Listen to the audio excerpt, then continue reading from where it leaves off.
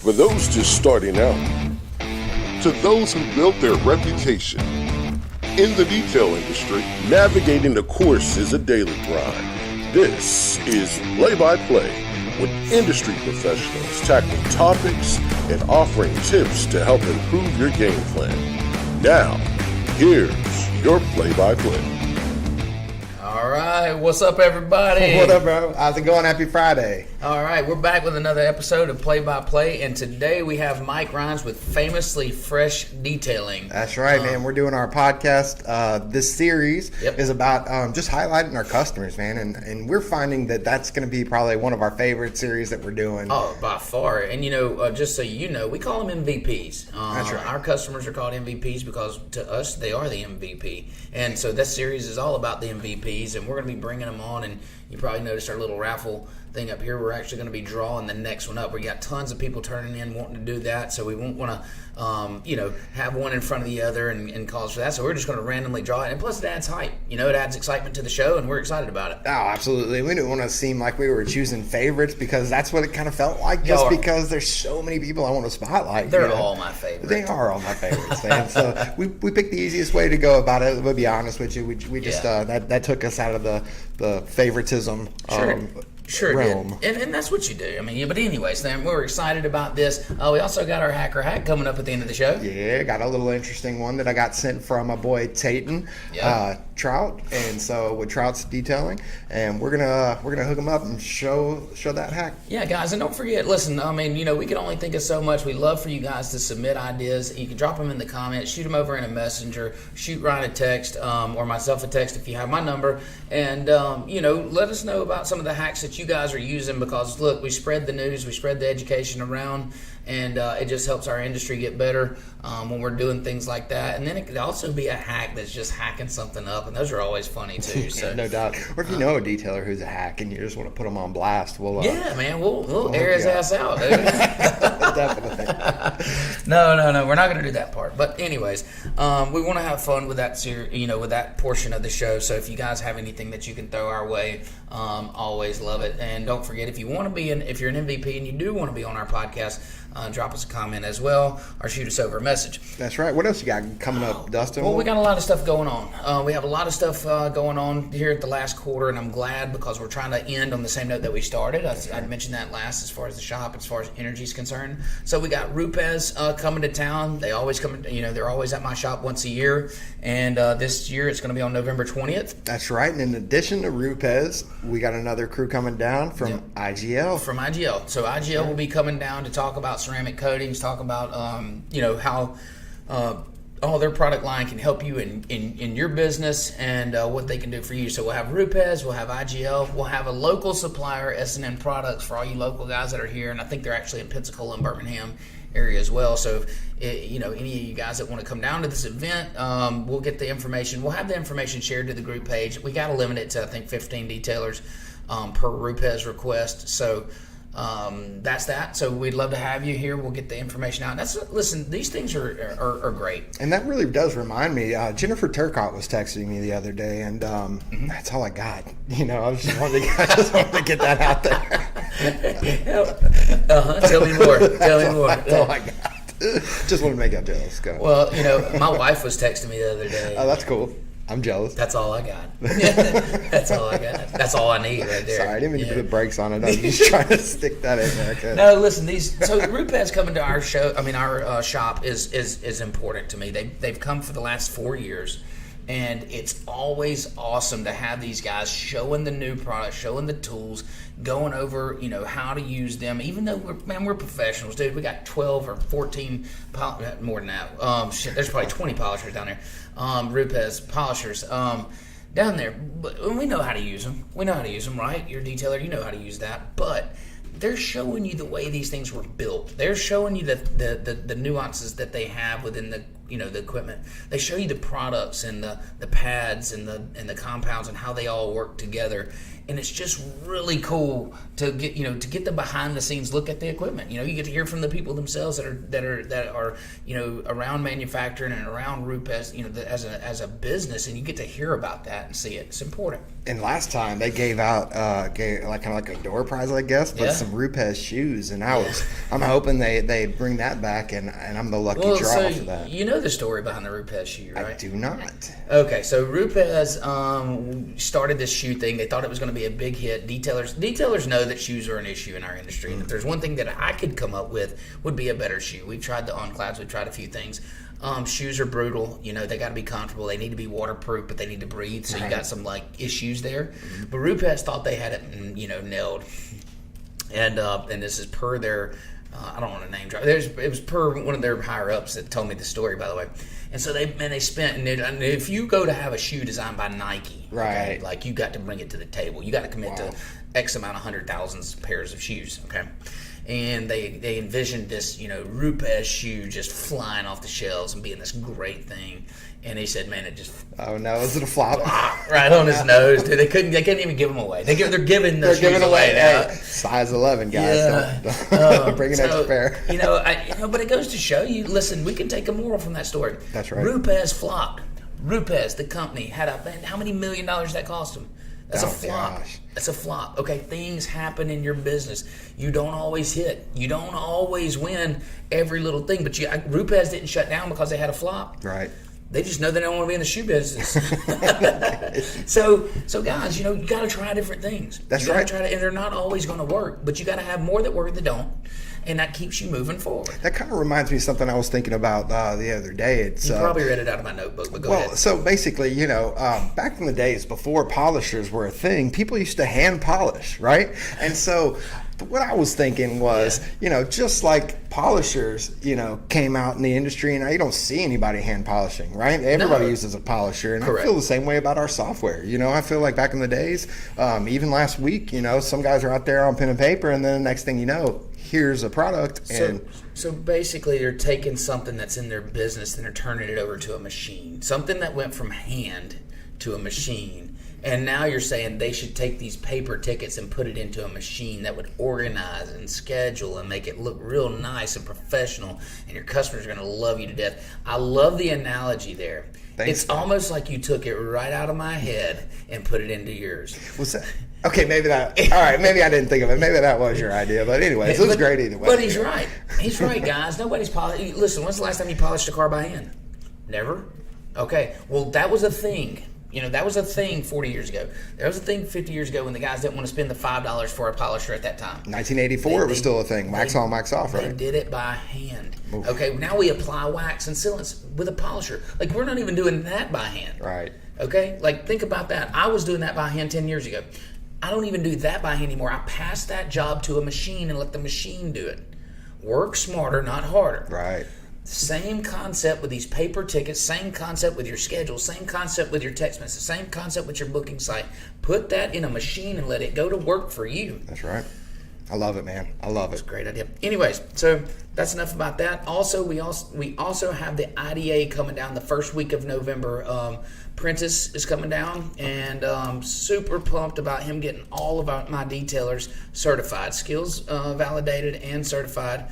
It's important to me. It's a financial commitment, a large one at that, to get everybody, to get everybody certified. And then also he's going to do some looking around our shop and listen, guys, when we think we're a great shop, we think we do great, and we think we have a great system and all, but let me tell you something, there's always to learn by bringing somebody from the outside in, because they have a bird's eye look and they can see the things that you don't see when you're trapped in tunnel vision and I've got to run this business and pay the bills. Right. Okay.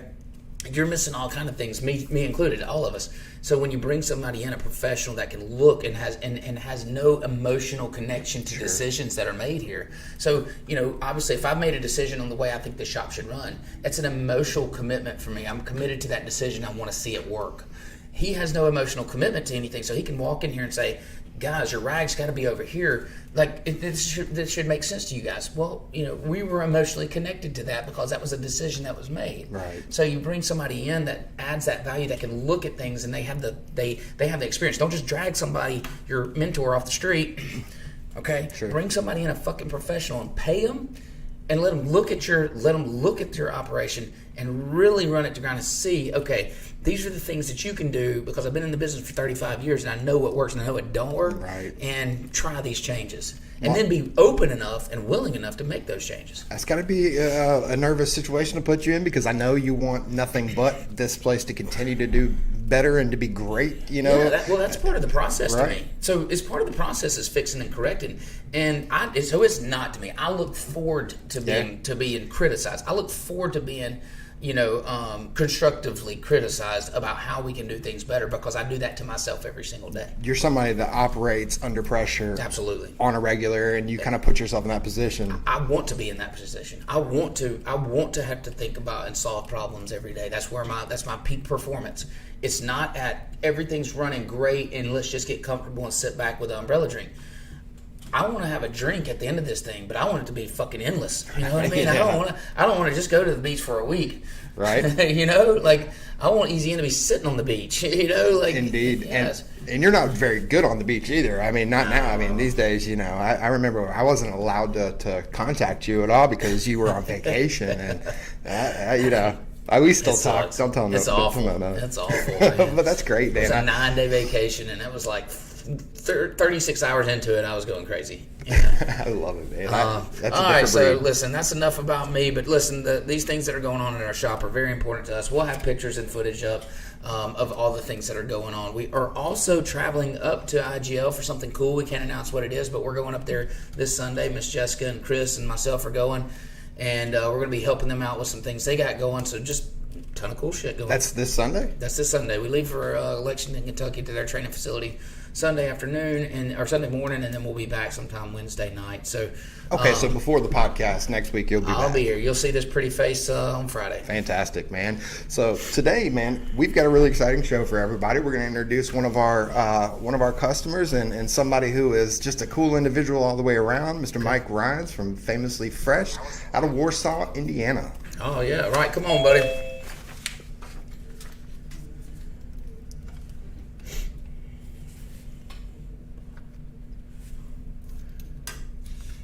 There we go. What's up, buddy? What's going on? Oh, not much. So, one thing I want to jump in here and say real fast is that he left everything on the table, guys, in our little pre-conversation that we had podcast. So we're going to ask some really uncomfortable, really bad questions here. And, he said everything was on the table, so we're going to hammer him here. No, I'm kidding. We just want to talk to you. Listen, this series is all about you. We want to keep it that way. We want you to, this is your time to tell your story, to, tell us the things that you've come through, what goes on, in your detailing business, what goes on in personal life, things that you want people to understand and know, and what's brought you, just got you to the point that you're at. And we think that you're an important piece of the industry, and we just kind of want to get that story out there. Yeah.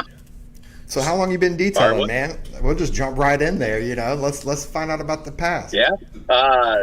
I started detailing around 15 years ago. Oh wow! I just gotten out of high school and needed a job. I was trying to go to school, and it was the first thing that came up, and I already knew how to do it. At least detailing, like with my buddies and stuff like that. Everybody always had a cool car or had something that sat on big rims or something. So, learning how to do that stuff is where I picked up with it. That's pretty cool. Then I jumped into a dealership setting with it. Yeah, that's what I was going to ask you. Went to actually work for a dealership for school. When you were in college? Yeah. Awesome. So you coming out, you didn't just jump in and start your own business. You actually started working for a dealership, doing dealership work, cleaning trade-ins, I'm sure, Yep. getting new car preps. Oh yeah. And so then, how long into that? When was the decision, or when was the flipping point? You say, you know what, man, I can do this on my own. I'm tired of working for this dealership. I want to do my own thing. So I actually didn't even stay with that dealership long. It wasn't. I got to drive a brand new Dodge Viper, and that's what set it off. Right. I got to deliver it from detail to delivery, and it in a way, I guess you could say it was kind of life changing. I'm not mechanically inclined at all, so I got to find something that keeps me around vehicles because I just love them all. I don't care if they're daily driver soccer mom vans or if it's, a $5 million Bugatti. It doesn't matter. Sure. Like, I just like vehicles in general. I like making them clean. I like them when they shine. So that was the turning point. Being able to actually get myself in that car, even just the short distance that I got to drive it, it was like, yep. So I actually left that, and I was pursuing an engineer position. That's what I was going to school for. Oh wow! With Verizon, didn't really like it because I was stuck in a cubicle all day. Mm-hmm. Wish I'd gotten a warning. Yeah. So the recession hit, and I moved from Fort Wayne, Indiana, back to Warsaw. That's when I met my wife, and I got into orthopedics. Wow. Did some quality control on that, and just shortly after we had gotten married, started, picking up on, hey, you want me to clean your car? You're talking about it. Oh yeah, let's do it. So I'd have a buddy come over, and that's how it started. I had one of my coworkers bring me his Dodge Magnum, and he had 22s on it. He wanted me to paint the paintable inserts in it. I was like, I've never done it before, but let's do it. Let's try it. So he got a color match, and we color matched them, and I detailed the whole vehicle. We put a system in it, and he's like, you could probably make some money doing this. And I'm like, yeah. Duh. That's kind of when it hit me, and I'm like, yep, there it is. Yeah. Now, your name is definitely, and so I see a lot of detail shop names. You've got an original name. Yeah, right? So you want to give us a little background on how that name came about? So in my, I say adolescent like I'm old. I'm not. I'm only 33. But in my adolescent years, I was known to show up at any particular event, party, anything like that, and have never worn the same outfit twice. So a lot of my close friends started calling me famously Fresh Rhines. I love it. I don't know why. It was actually a very expensive habit to try to uphold, so it didn't last very long, but the name kind of always stuck. At any given time, I just looked fresh. I had long surfer hair at one point. It was always particular, always had a fresh outfit on. It didn't matter. I just felt good, Sure. I felt like it was a lifestyle, feel good about yourself was a lifestyle. So awesome. I kind of turned it into a business. Listen, okay, he just answered one of the questions I've had for a long time. So my coolness factor is not very high up there, and I've realized that after I've interviewed a lot of people on this podcast that I'm always the third coolest guy in the room, and there's only 3 guys in this room, well, on camera anyway. Okay, that's not good odds. I have cracked the code. You, my friend, have cracked the code. I have got to get some fresh outfits to wear. But that means you have to not wear your uniform. Oh shit, that ain't happening. Exactly, that's what I'm saying. You'd actually not have to be at work. So I no longer have that fresh factor. I've had to pass that on to my kids. They get the fresh factor now. Nice. Rocking new J's and all that. Huh? They said they rocking new Jordans, staying fresh. No, I'm not letting them rock Jordans. We're not taking it that far. Yeah. Don't get me wrong, they wear their Nikes and their Under Armours, but they're really heavily involved in sports. So we do spend a lot of money into that equipment and stuff like that. Yeah, it definitely can relate there. And my wife is very similar into that. Never, that famously fresh, costly idea. My daughter, she's 2 years old, and I don't think she's wore the same thing twice yet. I've never seen her in the same outfit. And I'm not exaggerating. I swear, I don't think she's ever worn anything. I know that I noticed it was a thing. I always realized that my sister had clothes in her closet that had tags on them still. Tags, yeah. And I'd be looking at some of these tags like, you could start a department store in here. Yeah. Like, Oh, it's crazy. It's crazy. But, you know, and that's cool. But I think it translates. I mean, what you're saying and then translates over to detailing is absolutely. I mean, it's in the details, and that's what makes you a great detailer is the attention to detail. And there's an original good name There's for an it. original name. Detail Anyway, shop. so Sorry, but, Titus. you know, I think it's no pun intended. Sorry, Titus. We love you. No, I think that's cool.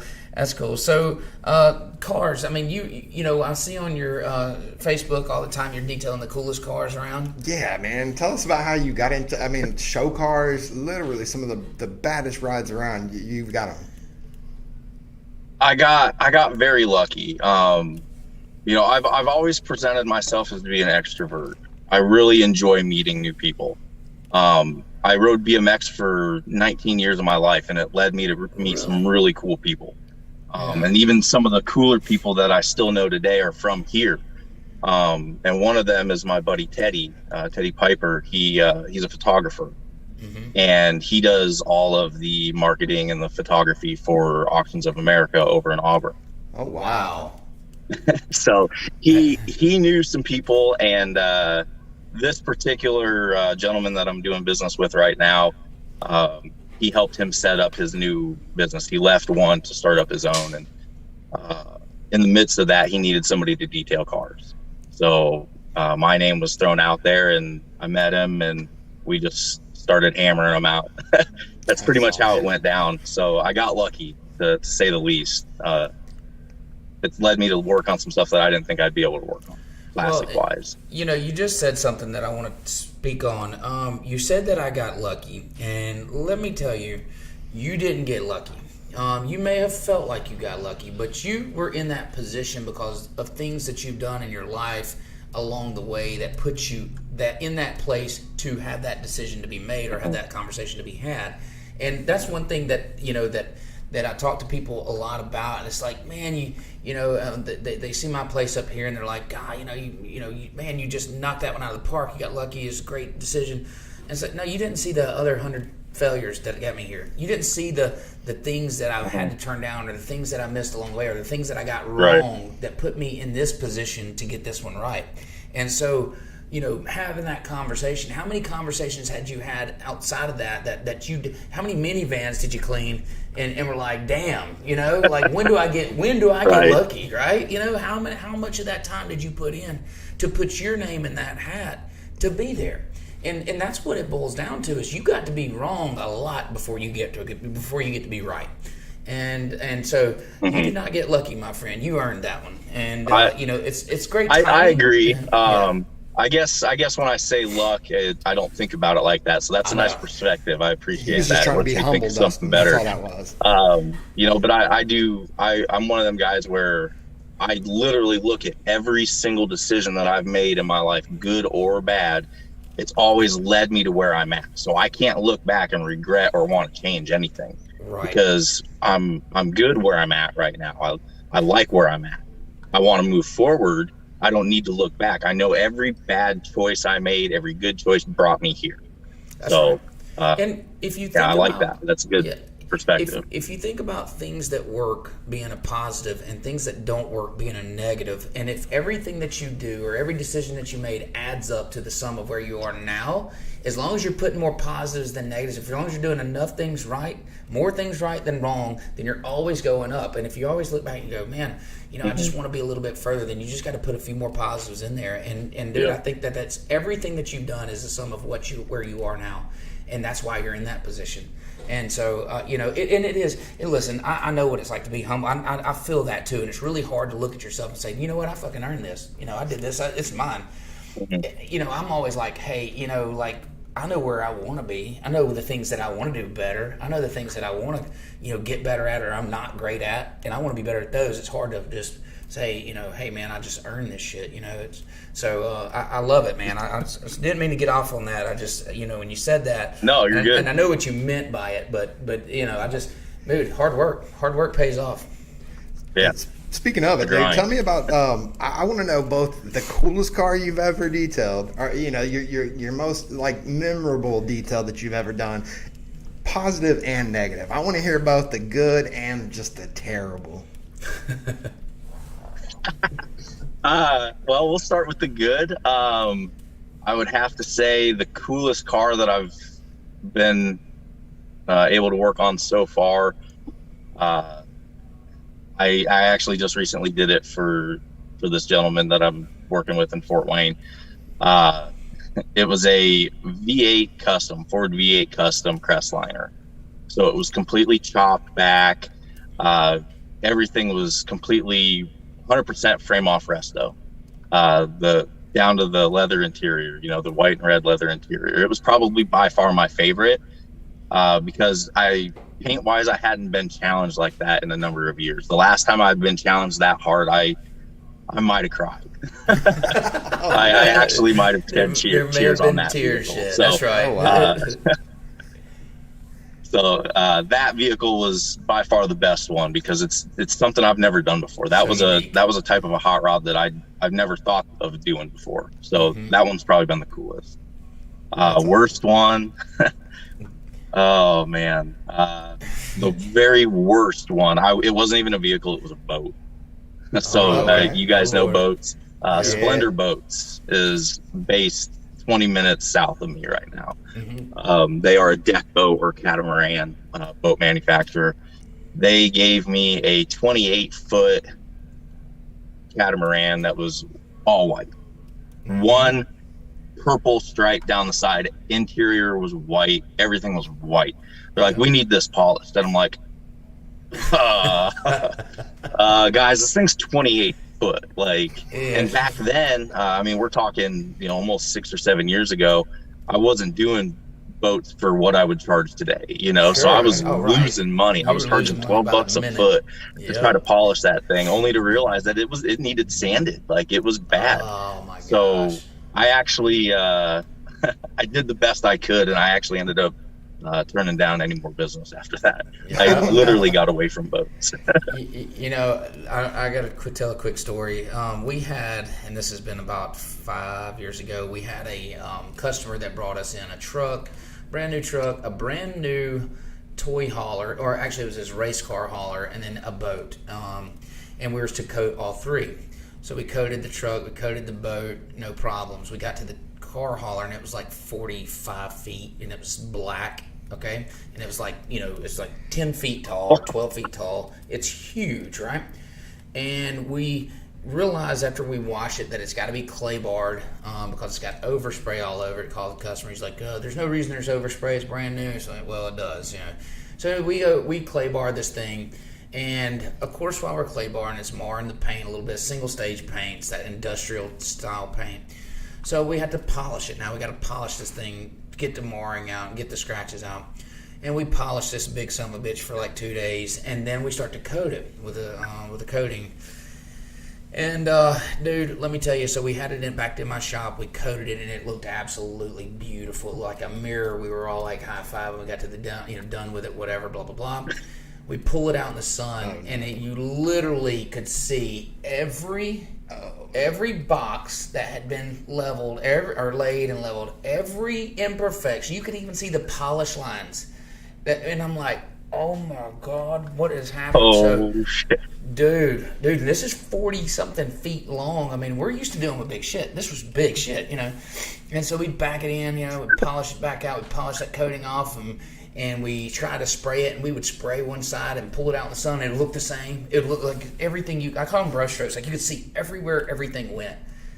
And dude, we fought that. I kept that thing on my property for 2 weeks. It was a total nightmare. And listen, that guy called me back a couple years later. He missed his annual. Okay, I hope he's listening to this too, by the way. He called me back. He missed his annual, and he wanted us to warranty the thing, and it had that overspray shit that he told me it didn't have to begin with all over it. I went down to his house, looked at it, and I'm like, yeah, I'll do it. I said, here's the price. He's like, no, it's supposed to be covered under warranty. I said, no, sir. I said, here's where we called you to get this warranty work done on it. I said, here's what it's going to cost. And he, it wasn't one of those fun conversations, but it was reality.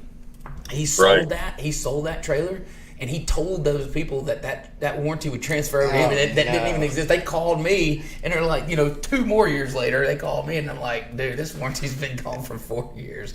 You bring it in, here's the price, and it would go like double every time it was like 10 times the amount the first time, and then the second time I doubled that. So, oh God, you don't want to see it back. Yeah, I said no, I didn't want that truck back. No, you definitely don't. So the car that I said that I actually cried over, that exact reason is why I cried. It's awful. It's awful. My correction, and I mean, I was already clocking like 32 hours in that car because it was GM black. Yep. Super soft. It was 2010. Yeah, you can look at it. I'm literally like 2x2 sections as tight as possible all over this car, thinking, man, I did awesome. Let's get the coating on it. Didn't, just totally spaced it. Never pulled it out. Nothing. Pulled it out. There's micro marring all over it.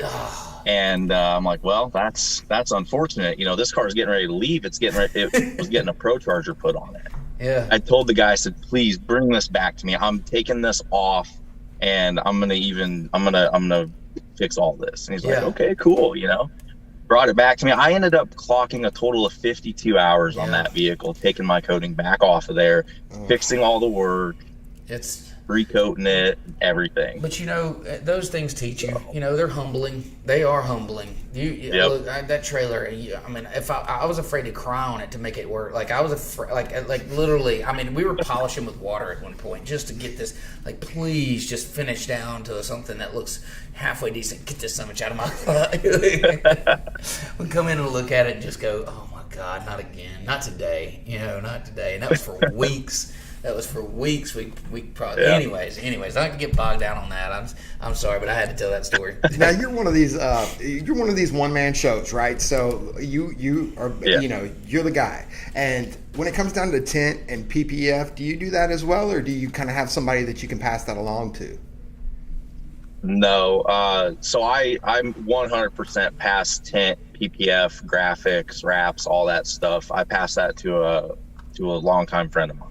Oh, that's awesome. He started his business shortly after, or right about the same time, if not before me. He had taken some knowledge that he had gained working for another shop and perfected it, basically. He landed a dealership account, and he blew up. And I've always done my best, help support him. I'm proud of where he's gone with it. He's one of the more renowned tint shops in the area, as well as wraps. His wrap work is incredible. So I give him all my referrals and stuff like that. Well, one thing I want to bring up is, and it's the kind of the time that we're in right now, as far as the season of detailing, and we're tailing off into our slow season for sure. Over the next 3 months or so, it'll be slow. And some people do start to look for other avenues like the tint or the PPF. What do you do to extend your busy season out into that slow time, or to reduce the amount that you're slowing down? What do you do? What's your off season kind of protocol? Interiors, nice. Interior detailing all day long. Really? All day long. I've found that a mixture of vinegar, some light dish soap, and some steam takes salt out. So, needless to say, there's a lot of school events and stuff that go on, and a lot of vans and vehicles that have a lot of kids running through them.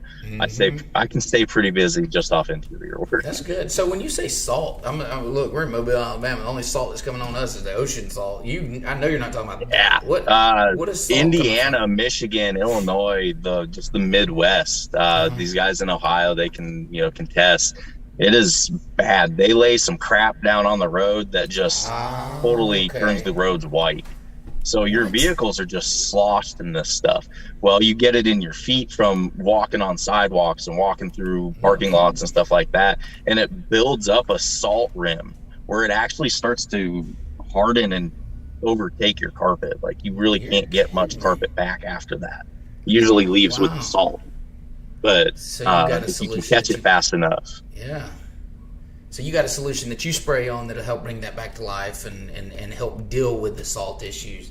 Something you never even No, think man. about, huh? Yeah, if we have salt in our carpet, it came off the Yeah. McDonald's French fries. It's literally just some That's a good distilled vinegar with a couple of drops of Dawn dish soap and some water, Yeah. and then I use that in conjunction with steam. So Isn't it amazing? Got a Isn't it brush. amazing what a little detergent will do? What a little Dawn will do? You don't have to. All the suppliers that we've been bringing on are going to kick my ass. Isn't it amazing what that will do? And you don't have to have a chemical for every single thing. Are you promoting Dawn as detailing? Oh, God. Careful. Listen, Here I we can go. tell you Yes. guys, when I very first started in this and started this business, I started this business 10 years ago, almost 10 years ago. And all I literally had was some Dawn dish soap and some water. I had a Bissell like everybody's using nowadays. Yeah, And I just had a drive, you know, like I didn't start using chemicals or even name brand chemicals until until chemical guys released their line. Oh, nice. And then they started Nice, blowing up in yeah. all the stores and everything. Yeah. And So I got you away learned a from lot them from real Greg. quick. I found, Carbrite. I'm a big user of Carbrite. I like CarPro, Sonics. So Yep. it wasn't until I knew that I could afford to have those products that I was going to have them. So I literally had to get good at what I was doing using whatever I had, Yeah. which is how a lot of people are starting up. Absolutely. That's exactly how I started. So I didn't even start with the Bissell. I remember when I went to Walmart and bought my Bissell, by the way. But we had brush and we would use spray bottle and brush in a shop bag. Vacuum. And that was our extracting. Yep. Yes. And then I would go to Yep. O'Reilly's and buy McGuire's, what and try them out or try different, Yep. whatever was on the shelf. There we were trying different things. Turtle, we did just what everybody does. You just go there. Learning.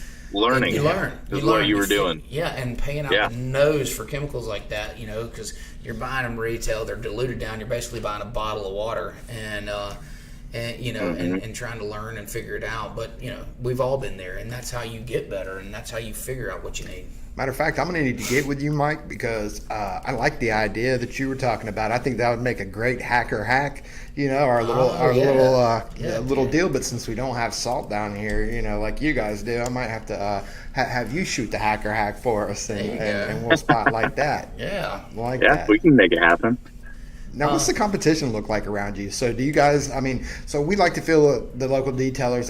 Now that a lot of them are on our software, we just have a great relationship with these guys. We look at them like assets and not like competition. We stopped the mobile unit, and so we're able to pass along some of those jobs that we used to do that we're not doing any longer to some of these guys that are a lot newer into the business. Right. Yep.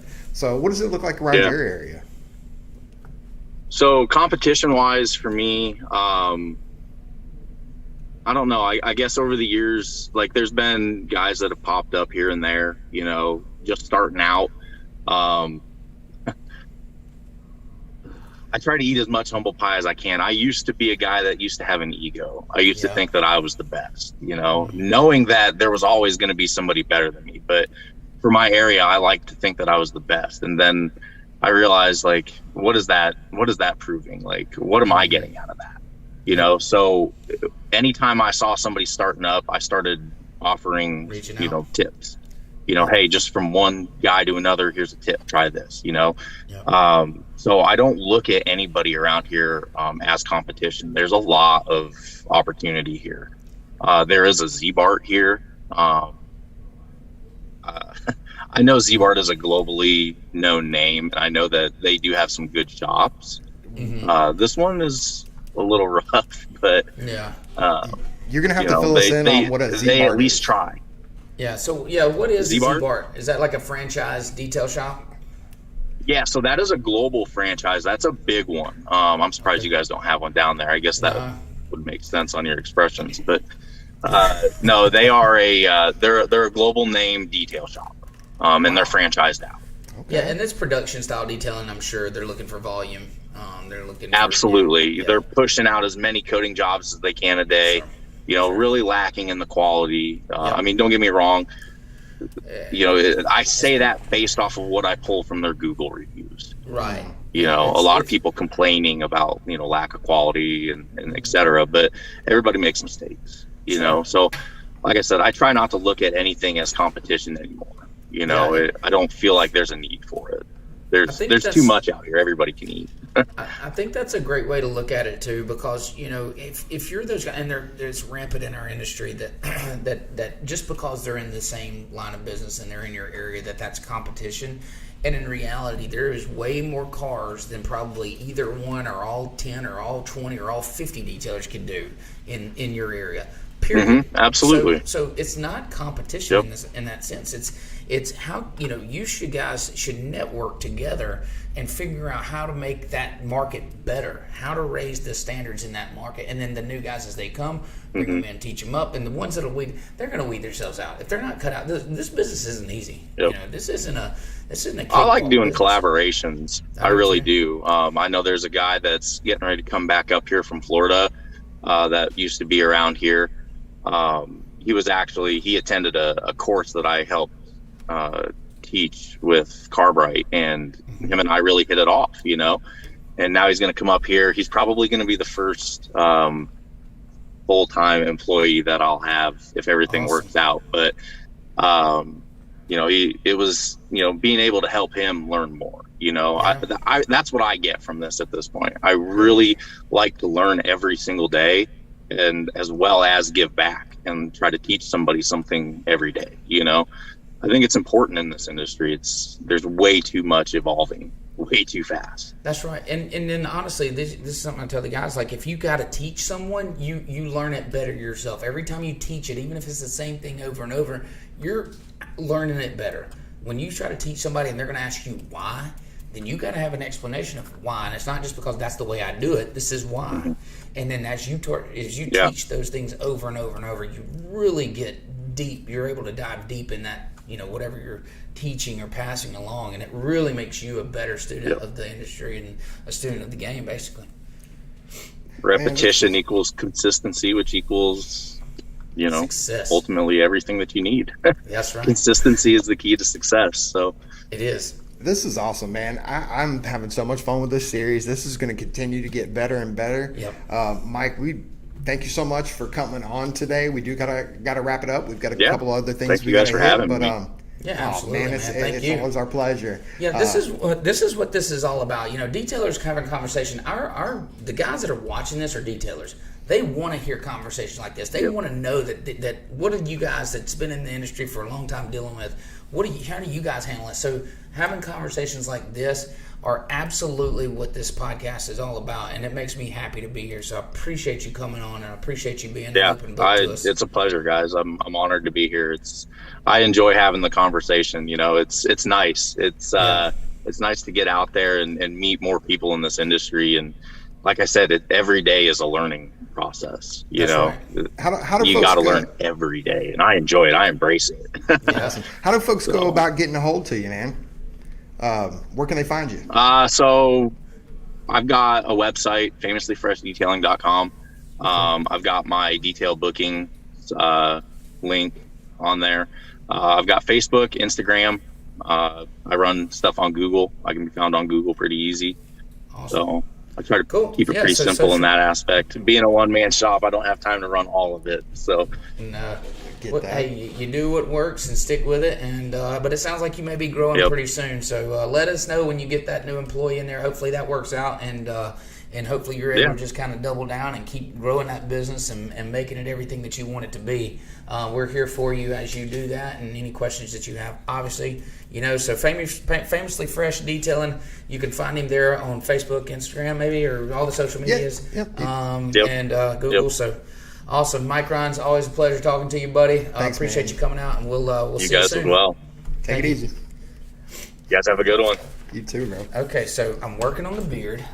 I was wondering if you were going to take on the beard, and I've got to come up with a fresh outfit every day. You look pretty clean on Saturdays and Sundays from pictures I've seen. I maybe the second guy, second coolest guy. Okay, yeah. All right, so one thing that you didn't do earlier that I want you to do is our pro tip. We wanted to show a piece of the software, and I want you to go ahead and do that right now before we jump into our famous hacker hack. That's right. Show us a pro tip. All right, man, Dustin. So what we're doing right now, something that I think everybody will get a good kick out of, and really something that everybody should be doing, right? Absolutely. It's your before and after pics. Now, one of the things that makes Detail Bookie so awesome is that you can take all your before and after pics, you can upload them to the software, you can get rid of them in your phone because it's always going to be stored. They're stored here to the ticket. And so now we've got the ability to label them pre-inspection, post-inspection. They could be a damage inspection report. And so now you've always got that information. It's not going to come back on you where somebody says, hey, man, this wasn't like that.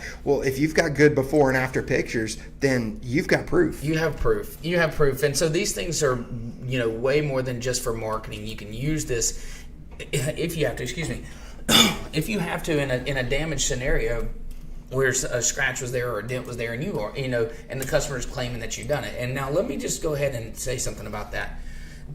9 times out of 10, the customer's not just trying to be an asshole and get you to pay for something. Let's just get that right. What happens is the customer truthfully does not know it's there. Right. When you polish one out or when you clean a vehicle, they now can see it better than they could have before.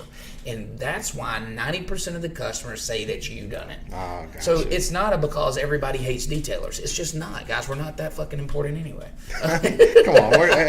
I think polishing one out is very important, and you guys should make sure you take pride in that. But just so, guys, before you hate on the customer, listen, I know it's quick. It's easy to hate on them about those kind of things, but just trust me that 90% of the time, these guys don't know it's there, and now they think it is. So take pictures, take your before and afters. Set Jessica, what time is it, Jessica? Yeah, here we go. It's my favorite time of the day, and this Friday we've got something really cool for you guys. So what we're going to talk about is under the hood lights when doing interiors. Okay, so what he's talking about, guys, is, and it's right behind you. If you want to spin around, we got a thing.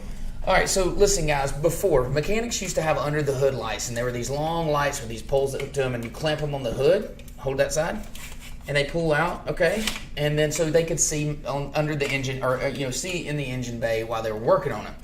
Well, some detailer got smart somewhere and said, "Oh, you know what? We can hook those on top of the door jambs and use it for an interior light, because everybody that details knows it's really dark inside the cars. Really dark. It don't matter if you do them dead in the sun. They're dark in there. Everything shadows, especially under the consoles and under the seats. You can clamp these lights up top, and now they're sold as detail-specific lights. But look, let's get real. You can go to any auto parts store and get one for it's an engine bay light. So basically, this is like taking your black GMC out into the sun. You're going to see every imperfection once you get that light hung up in there and turn it on. Yeah, it helps you. It gives you more light. I mean, when you think about it, if you're vacuuming between the seats or cleaning between the seats or under the seat, it's going to cast that light because it's directly above you, and it really, really helps. Also, this is not part of the hack, but the little headlamps, you can get them. You can spend as much money or as little money as you want to. They all help a lot. And I know one other thing. I'm not going to give it away. We'll do that another hacker hack. I've got to save that. I've got a good hack. I'm not giving it away yet. But there's another thing, and we'll try to do it next week. Awesome, man. So we'll stay on the lights for hack. Guys, it's been a great series. Oh, we're not done, sir. We've been holding out for this moment. Who is going to be on the next podcast, Dustin? That's a good question. So that's what this little jewel right here is for. Thank you for keeping me on track here. So what we're doing with this is we're going to draw to see who next week is going to be on our show, which MVP is going to be in our show. So let's see how we do this here. Oh, that's awesome. All right, there it is. You want to grab that? There it is. Grab it. See what I hope everybody is excited as we are. Hang on, you get back in there, little guy. For the next show. Oh man, how do we go from famously fresh to so fresh and so clean? So fresh and clean. Dude. All right. Looks like Chris Wilkins. Chris Wilkins, if you're watching the show, get ready. You're on next Friday. If not, we'll reach out. Guys, don't forget that you can follow our podcast in multiple places. We're on Facebook, streaming live. We also stream live on YouTube. And if you missed that, you can catch us on Spotify, where it's just audio. But remember, to see these two pretty faces, YouTube or Facebook. Guys, drop us comments, drop us likes, drop us shares. We love that stuff. It helps grow. Keep those hacks coming. Keep the hacks coming. And if you want to be on the show, send us a message, guys. Appreciate everything, and we'll see y'all next week. Peace.